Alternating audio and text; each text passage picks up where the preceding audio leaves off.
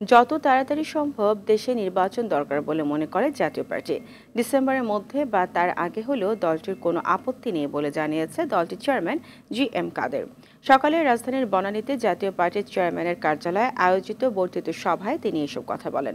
তবে নির্বাচনে level playing field দরকার, পাশাপাশি একতরফা নির্বাচন হলে কেউ মেনে নেবে না বলেও মত তার। আপনারা একটু ধৈর্য ধরে শুনবেন।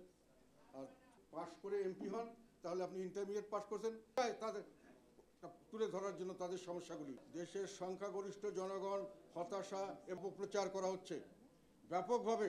এক সামনে শত্রুরা কিছুটা হলো চরমপন্থা বলে আমার মনে হচ্ছে। তখন দেখা যাবে, লড়াই করতে হবে, শহীদ হওয়ার জন্য রেডি প্রস্তুত থাকতে হবে। নির্বাচনটা যেন অবাধ সুষ্ঠু হতে পারে, তার জন্য যে কাঠামো দরকার, যে আমাদের পুলিশ বা আমাদের অ্যাডমিনিস্ট্রেশন যারা নির্বাচনের সঙ্গে জড়িত, তারা যে নিউট্রালি এবং সঠিকভাবে করতে পারবে তার নিশ্চয়তা দরকার, এবং সরকার যে নিউট্রালি কাজ করবে তার নিশ্চয়তা দরকার। আমরা নির্বাচন চাই যত তাড়াতাড়ি সম্ভব। ডিসেম্বর বলা হয়েছে, ডিসেম্বরের হলেও আমাদের কোনো আপত্তি নেই, আগে হলেও আপত্তি নেই।